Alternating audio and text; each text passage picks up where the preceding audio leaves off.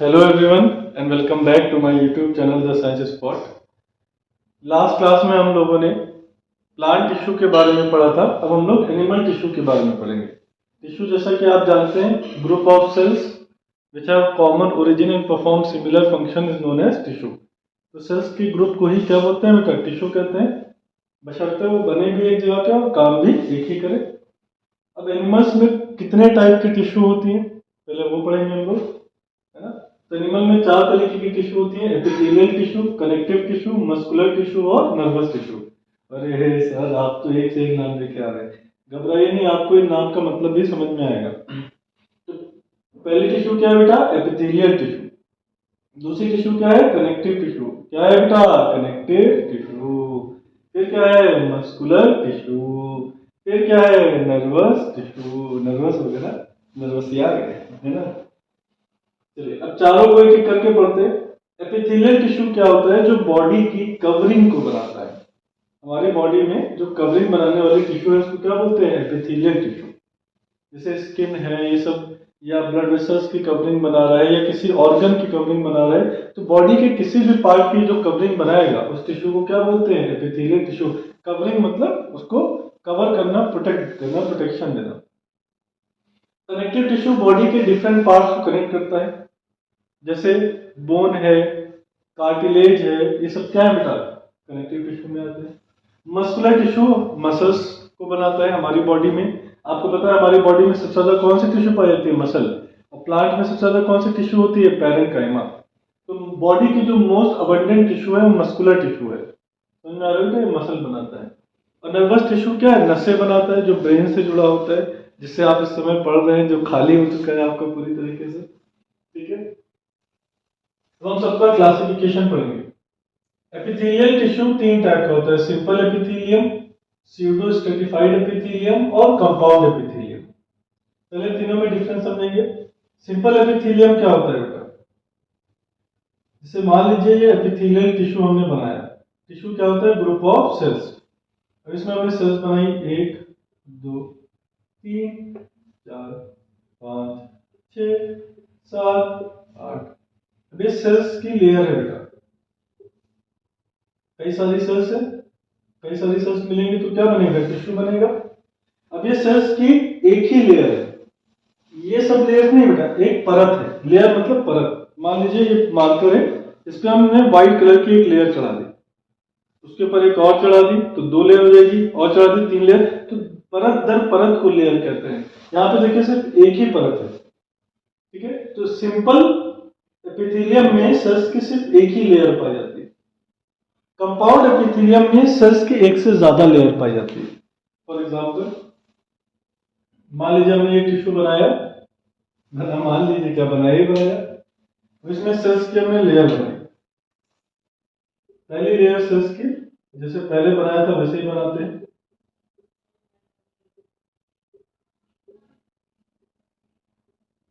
ठीक, अब ये देखिए, बोर्ड 2 डायमेंशनल होता है।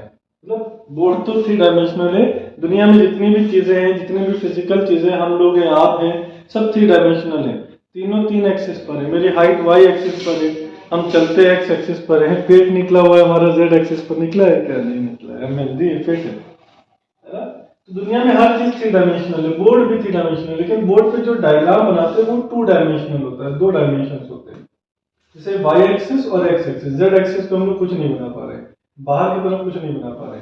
लेकिन अगर इसके ऊपर में लेयर बनानी है तो बाहर की तरफ बननी है, तो आप एज्यूम करेंगे कि सेल की एक लेयर है और इसके बाहर की तरफ, ऊपर की तरफ सेल की दूसरी लेयर है।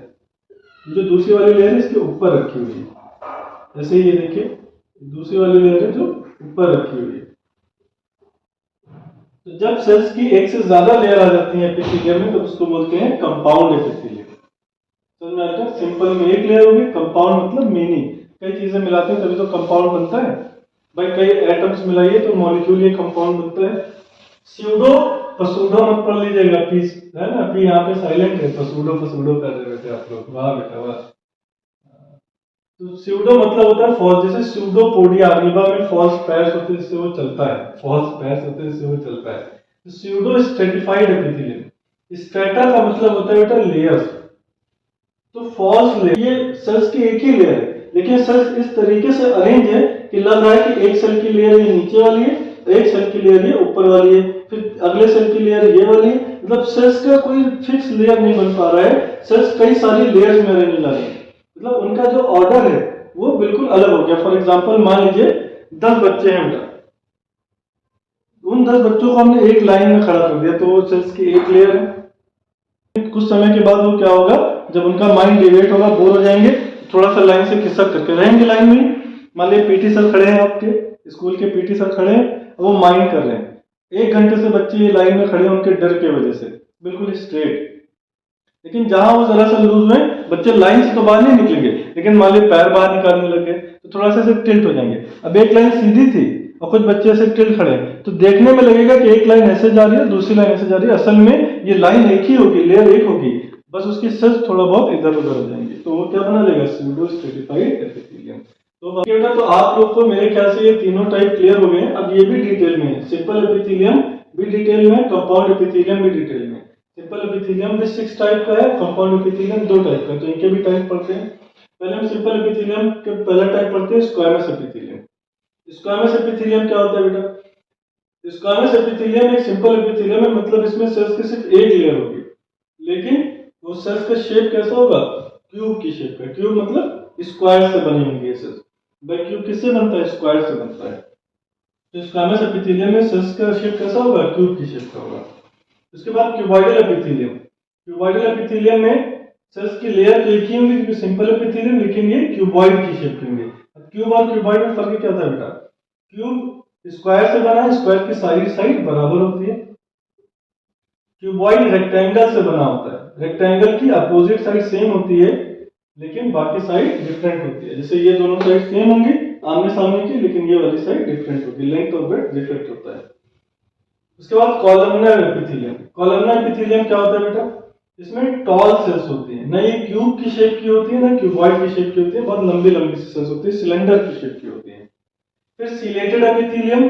जब इन कॉलमनर एपिथेलियम में मतलब लंबी लंबी जो सेल्स हैं, टॉल सेल्स हैं, सिलेंड्रिकल सेल्स हैं, इनमें सीलिया निकल आते हैं। सीलिया क्या होते हैं, छोटे छोटे बाल होते हैं, हेयर्स। जैसे हमारी बॉडी पर ये छोटे छोटे हेयर्स हैं, नाक में बाल हैं, सब क्या सीलिया। जब सीलिया रहते हैं उसको क्या बोलते हैं, सीलेटेड एपिथेलियम। ग्लैंडुलर एपिथेलियम क्या होते हैं, ये ग्लैंड्स को बनाते हैं।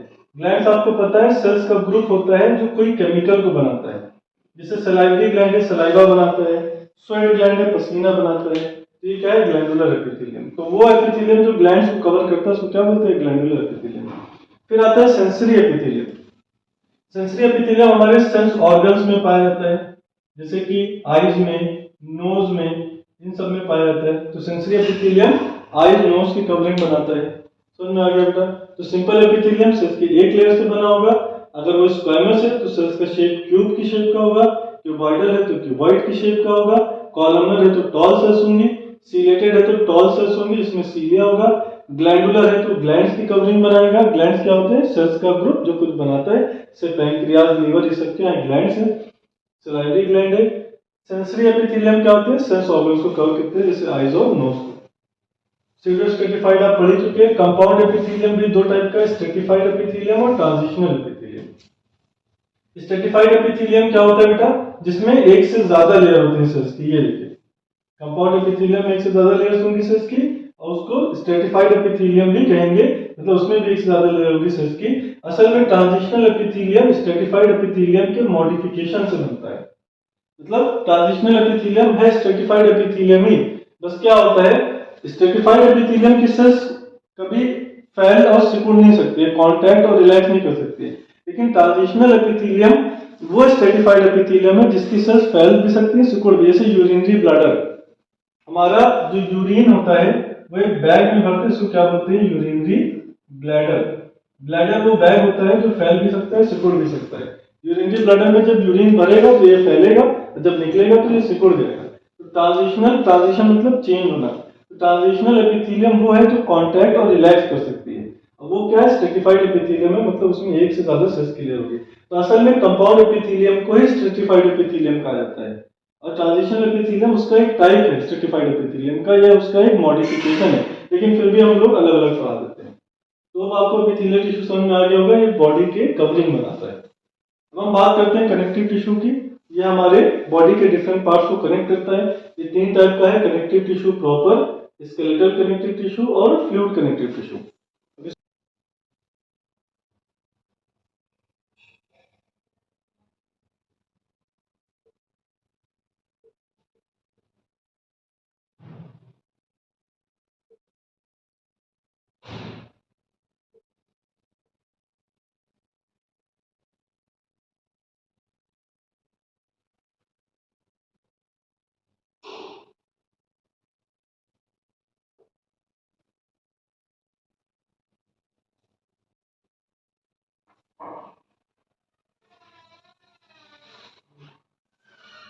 चलिए बेटा कनेक्टिव टिश्यू की बात करते हैं। कनेक्टिव टिश्यू प्रॉपर क्या होता है बेटा? कनेक्टिव टिश्यू प्रॉपर का जो मैट्रिक्स होता है बेटा वो जेली लाइक होता है, चिपचिपा सा होता है। स्केलेटल टिश्यू का जो मैट्रिक्स, मैट्रिक्स मतलब जो ग्राउंड सब्सटेंस होता है या लिक्विड भरा होता है। तो कनेक्टिव टिश्यू प्रॉपर का जो लिक्विड होता है जेली लाइक होता है, चिपचिपा होता है, जेली जानते हैं टॉफी। स्केलेटल टिश्यू का जो मैट्रिक्स होता है वो हार्ड होता है, मजबूत होता है, लिक्विड हार्ड होता है। और फ्लूइड कनेक्टिव टिश्यू में जो मैट्रिक्स होता है, जो सब्सटेंस भरा होता है, वो लिक्विड के फॉर्म में ही होता है पूरी तरीके से। मतलब फ्लूइड क्या होता है? जो बह सके, जैसे हमारी बॉडी में ब्लड है, लिम्फ है, सब क्या फ्लूइड कनेक्टिव टिश्यू। अब हम पहले कनेक्टिव टिश्यू प्रॉपर की बात करेंगे। कनेक्टिव टिश्यू प्रॉपर 3 टाइप का होता है, areolar tissue, fibrous tissue, adipose tissue. Areolar tissue हमारी बॉडी की पैकिंग बनाता है बिटवीन मसल्स, मसल्स के बीच में जो खाली जगह है उसको कौन भरता है? Areolar tissue. फाइब्रस टिश्यू हमारी बॉडी में मजबूती देता है डिफरेंट पार्ट्स को। ये 2 तरीके का होता है, एक होता है येलो फाइब्रस टिश्यू और एक होता है white fibrous tissue. Yellow fibrous tissue एक प्रोटीन से बना होता है, इसका नाम है इलास्टिन प्रोटीन। ये फैल भी सकता है, सिकुड़ भी सकता है। व्हाइट फाइब्रस टिश्यू एक प्रोटीन से बना होता है, इसको बोलते हैं कोलेजन प्रोटीन। कोलेजन प्रोटीन जो होता है ये फैल सिकुड़ नहीं सकता, ये मजबूत होता है। तो कोलेजन प्रोटीन जो होता है ये लिगामेंट्स में पाया जाता है, सॉरी टेंडन्स में पाया जाता है। कोलेजन प्रोटीन किस में पाया जाता है? टेंडन्स में। टेंडन्स क्या करते हैं? बोन्स और मसल्स को कनेक्ट करते हैं। बोन्स और मसल्स को कनेक्ट करने के लिए जो चीज होनी चाहिए वो मजबूत होनी चाहिए, फ्लेक्सिबल नहीं होनी चाहिए। मान लीजिए मसल्स के अंदर बोन है, अगर वो फ्लेक्सिबल होगी तो बोन मसल्स कॉन्ट्रैक्ट छोड़ने लगेंगे, तो वो मजबूत होना चाहिए। तो वो मजबूत है मतलब वो कोलेजन फाइबर से बना है। कोलेजन फाइबर्स व्हाइट होते हैं, इसलिए इसके फाइबर्स को बोलते हैं व्हाइट। इलास्टिन फाइबर्स येलो होते हैं बेटा, ये लिगामेंट्स में पाए जाते हैं। लिगामेंट्स क्या करते हैं? बोन को बोन से जोड़ते हैं। लिगामेंट्स क्या करते हैं? बोन को बोन से जोड़ते हैं। याद करने का तरीका है बेटा, बोन लेगा। बोन लेगा डॉग से जैसे कहा नहीं जाता है बोन लेगा, तो बोन लेगा मतलब लिगामेंट। तो बोन्स और बोन्स को कौन जोड़ेगा? लिगामेंट। अब बोन बोन को मूव करना रहता है, तो लिगामेंट कैसा होना चाहिए? इलास्टिक, फ्लेक्सिबल, जिसका शेप चेंज हो सके। तो लिगामेंट का शेप चेंज हो सकता है, क्यों? क्योंकि इसमें इलास्टिन प्रोटीन होता है। उसके बाद आता है बेटा adipose tissue. Adipose tissue fat को स्टोर करता है। हम जो एक्सेस खाना खाते हैं या ऑयल वॉयल लेते हैं उसमें फैट होता है, और वो फैट किसमें स्टोर होता है? एडिपोज टिश्यू में। एडिपोज टिश्यू की सेल्स को बोलते हैं एडिपोसाइट्स। साइटोन मतलब सेल, तो इसी में फैट स्टोर होता है। ये आपका कनेक्टिव टिश्यू प्रॉपर हो गया। फिर उसके बाद स्केलेटल टिश्यू जो बॉडी का स्केलेटन या ढांचा बनाता है। ये 2 टाइप का है, बोन और कार्टिलेज। बोन और कार्टिलेज में फर्क क्या होता है? ये आपकी हड्डी है, आप इसके शेप को चेंज नहीं कर सकते, ये इनफ्लेक्सिबल होता है। लेकिन ये कार्टिलेज है, ये फ्लेक्सिबल है, इसके शेप को चेंज किया जा सकता है। बोन की सेल को बोलते हैं ऑस्टियोसाइट और कार्टिलेज की सेल को बोलते हैं कॉन्ड्रोसाइट। ये दोनों क्या करते हैं? बॉडी का स्केलेटन ढांचा बनाते हैं। नाक में बोन कार्टिलेज दोनों है, तो इसलिए फ्लेक्सिबल भी और नहीं भी है ज्यादा, लेकिन कान में सिर्फ कार्टिलेज, इसलिए बहुत ज्यादा फ्लेक्सिबल है। ब्लड आप जानते हैं हमारी बॉडी का फ्लूइड है जो सर्कुलेट होता है, यूजफुल और हार्मफुल चीजों को ट्रांसपोर्ट करता है। लिम्फ क्या होता है बेटा? जब ब्लड ब्लड वेसल से गुजरता है, मान लीजिए एक पाइप है उससे पानी गुजर रहा है, अगर आपने नल चालू किया तो पानी बहुत प्रेशर से गुजरेगा और दीवारों पर प्रेशर लगाएगा। अगर उस पाइप में छेद होगा तो पानी छेद से बाहर आ जाएगा। हमारी जो ब्लड वेसल्स होती है जिससे खून बहता है बेटा, उसमें कई सारे छेद होते हैं। अब जब ब्लड इस ब्लड वेसल से बहता है तो छेद से बाहर आ जाता है, और ये जो ब्लड फिल्टर होकर के बाहर आता है इसको बोलते हैं लिम्फ। अभी लिम्फ नहीं कहते हैं, अभी इसको टिश्यू फ्लूइड कहते हैं, जो टिश्यू में भर गया, आगे चल के लिम्फ कहते हैं, लेकिन हम आपको शॉर्ट में बता रहे हैं। अच्छा, जब ब्लड क्षमता है बेटा, तो ब्लड की सारी चीजें आती हैं, आरबीसी बाहर नहीं आ पाता है, क्योंकि आरबीसी सबसे बड़ी सेल है ब्लड की, और ये जो छेद होते हैं बहुत छोटे होते हैं, तो आरबीसी इससे क्रॉस नहीं कर पाता है। तो आरबीसी ब्लड को रेड कलर दे रहा था, अगर आरबीसी नहीं है तो रेड कलर खत्म हो जाएगा। अब ब्लड में एक प्लाज्मा था येलो कलर देने वाला, और आरबीसी था रेड कलर देने वाला। रेड वाला चला गया तो अब क्या बचा, येलो कलर। तो लिम्फ का कलर कैसा होता है, येलो होता है। जैसे ब्लड हमारी बॉडी में फ्लो करता है, ऐसे लिम्फ भी फ्लो करता है। लिम्फ का काम क्या होता है, जहां तक ब्लड नहीं पहुंच पाता है वहां तक लिम्फ पहुंचता है। हमने लिम्फेटिक सिस्टम भी आपको पढ़ाया हुआ है, मेरी वीडियो में पड़ी हुई है। जैसे मान लीजिए एक विधायक है, ब्लड वो हर मोहल्ले में नहीं जा सकता है, तो वार्ड मेंबर्स को अपना काम बताता है। वार्ड मेंबर्स क्या है, लिम्फ, वो जा करके हर मोहल्ले में काम को डिस्ट्रीब्यूट करते हैं। तो ये मेरे ख्याल से आपको कनेक्टिव टिश्यू भी समझ में आ गया। कनेक्टिव टिश्यू बॉडी के डिफरेंट पार्ट्स को कनेक्ट कर रहा है। जैसे ब्लड पूरी बॉडी में फ्लो कर रहा है तो डिफरेंट पार्ट्स को कनेक्ट कर रहा है, लिम्फ कनेक्ट कर रहा है, बोन्स बॉडी में डिफरेंट पार्ट्स को कनेक्ट कर रहा है। मान लीजिए हाथ को शोल्डर से कनेक्ट कर रहा है।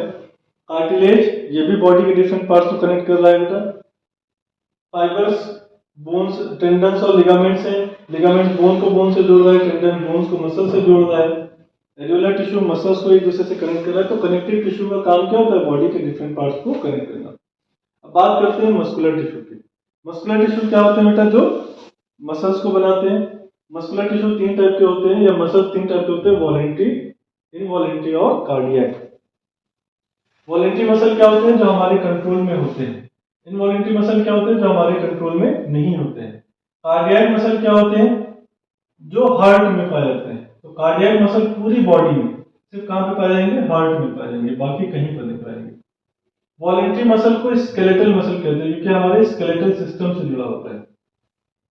इनवॉलेंट्री मसल को विसरल मसल कहते हैं। विसरल मतलब इंटरनल ऑर्गन से जुड़ा होता है। इनवॉलेंट्री मसल हमारे इंटरनल ऑर्गन्स को बनाता है, जो अंदर पाए जाते हैं। विसरा या विसरल का मतलब होता है इंटरनल ऑर्गन्स।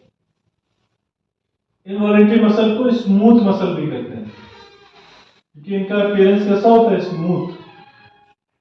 वॉलेंट्री मसल्स को स्ट्रेटेड मसल्स भी कहते हैं। क्यों कहते हैं, अभी आपको बताएंगे। इनको स्ट्राइप्ड मसल्स भी कहते हैं। इनवॉलेंट्री मसल्स को अनस्ट्रेटेड या अनस्ट्राइप्ड मसल्स भी कहते हैं। देखिए होता क्या बेटा, वॉलेंट्री मसल की अगर हम बात करें, अगर हम वॉलेंट्री मसल की बात करें तो उसमें कुछ पैटर्न्स पाए जाते हैं। ये लाइंस के फॉर्म में पैटर्न्स पाए जाते हैं। इन्हीं पैटर्न्स को बोलते हैं स्ट्रेशंस। वो मसल्स जिनमें स्ट्रेशंस पाए जाते हैं उनको बोलते हैं स्ट्रेटेड मसल। जैसे जेब्रा में लाइनिंग होती है ना, उसको स्ट्राइप कहते हैं, इसलिए इसको स्ट्राइप मसल भी कहते हैं। और स्केलेटल सिस्टम से जुड़ा है इसलिए स्केलेटल मसल। इनवॉलेंट्री मसल्स में ये स्ट्रेशंस नहीं होते हैं बेटा। इनवॉलेंट्री मसल्स में ये स्ट्रेशंस नहीं होते हैं। कार्डियक मसल में एक स्पेशलाइजेशन होता है कि इसमें ब्रांचिंग होती है। वॉलेंट्री मसल में कोई ब्रांच नहीं है, मतलब अगर एक मसल है तो उसमें कोई ब्रांच नहीं होगा। लेकिन कार्डियक मसल की एक मसल कई ब्रांचेस देती है। समझ में आ रहा है। वॉलेंट्री मसल हमारे कंट्रोल में होती है। अंदर के ऑर्गन्स, इंटरनल ऑर्गन, जैसे हाथ पर हमारे कंट्रोल में है तो वो वॉलेंट्री मसल, क्योंकि स्केलेटल सिस्टम से जुड़ा है। इनवॉलेंट्री मसल हमारे अंदर के ऑर्गन से जुड़ा है, किडनी, लिवर, हार्ट, तो वो हमारे कंट्रोल में नहीं है, किडनी, लिवर सबसे। और हार्ट में क्या होता है, कार्डियक मसल, वो भी हमारे कंट्रोल में नहीं है। तो कार्डियक मसल असल में क्या है, इनवॉलेंट्री मसल। ये कार्डियक मसल दोनों की तरह दिखता है। इसको अलग क्यों रखा गया, आपने को ये क्वेश्चन पूछना चाहिए कि सर कार्डियक मसल को अलग क्यों रखा जा रहा है। कार्डियक मसल को अलग इसलिए रखा जा रहा है क्योंकि ये वॉलेंट्री की तरह भी होता है, इनवॉलेंट्री की तरह भी होता है। ये दिखता वॉलेंट्री की तरह है, मतलब इसमें स्ट्रेशंस होते हैं, बैंडिंग पैटर्न्स इनको बोलते हैं, बैंड्स। बैंड मतलब रेखाएं, बैंडिंग पैटर्न्स तो होते हैं, लेकिन काम इनवॉलेंट्री के तरह करता है, हमारे कंट्रोल में नहीं होता है। तो ना हम इसको वॉलेंट्री में रख सकते थे क्योंकि काम इनवॉलेंट्री की तरह है, ना हम इनवॉलेंट्री में रख सकते थे क्योंकि दिखता वॉलेंट्री की तरह, इसलिए हमने इसको अलग कर दिया, कार्डियक मसल। तो कार्डियक मसल दिल में पाता है, ये दिखता वॉलेंट्री की तरह है लेकिन काम इनवॉलेंट्री की तरह करता है। क्लियर। लास्ट में आता है नर्वस टिश्यू। नर्वस टिश्यू जो होता है हमारे नर्वस सिस्टम से जुड़ा होता है। नर्वस सिस्टम हमने आपको पुराने लेक्चर्स में पढ़ाया हुआ है। नर्वस सिस्टम की सेल को बोलते हैं न्यूरॉन, ये भी हमने पुराने लेक्चर में पढ़ा है, तो आप मेरे पुराने लेक्चर से जाकर के देख सकते हैं। तो अब ये जाकर के एनिमल टिश्यू खत्म हुआ। तो एनिमल टिश्यूज क्या है? वो टिश्यू जो एनिमल्स में पाई जाती हैं। एनिमल में 4 तरह की टिश्यू होती हैं: एपिथेलियल, कनेक्टिव, मस्कुलर और nervous tissue. Epithelial tissue body की कवरिंग बनाता है। कनेक्टिव टिश्यू बॉडी के डिफरेंट पार्ट्स को कनेक्ट करता है। मस्कुलर टिश्यू हमारी मसल्स को बनाता है। नर्वस टिश्यू नसों को बनाता है। एपिथेलियल टिश्यू 2 टाइप का था, सिंपल और कंपाउंड। एक और था बेटा pseudo stratified epithelium. Simple epithelium cells की एक लेयर से बना होगा, कंपाउंड एपिथेलियम सेल्स की एक से ज्यादा लेयर से बना होगा। स्यूडो स्ट्रेटिफाइड एपिथेलियम बना तो सेल्स की एक लेयर से होता है, लेकिन लगता है एक से ज्यादा सेल्स की लेयर से बना होता है। तो मेरे ख्याल से आपको ये पूरा चैप्टर समझ में आया होगा। तो अगर समझ में आया है तो लाइक, शेयर और कमेंट करें। जिन्होंने अभी तक चैनल सब्सक्राइब नहीं किया, सब्सक्राइब करें। धीरे धीरे आपको सारी वीडियोस इस चैनल पे अवेलेबल हो जाएंगे बायो से रिलेटेड। तो आपको कहीं इधर उधर जाने की जरूरत नहीं पड़ेगी। आप सीधे यूट्यूब पे डालेंगे द साइंस स्पॉट और आपको मनचाही वीडियो, मनचाहा टॉपिक जो भी आपको क्लियर नहीं है वो धीरे धीरे कुछ समय के अंदर आपको मिल जाएगा। तो thank you and have a nice day.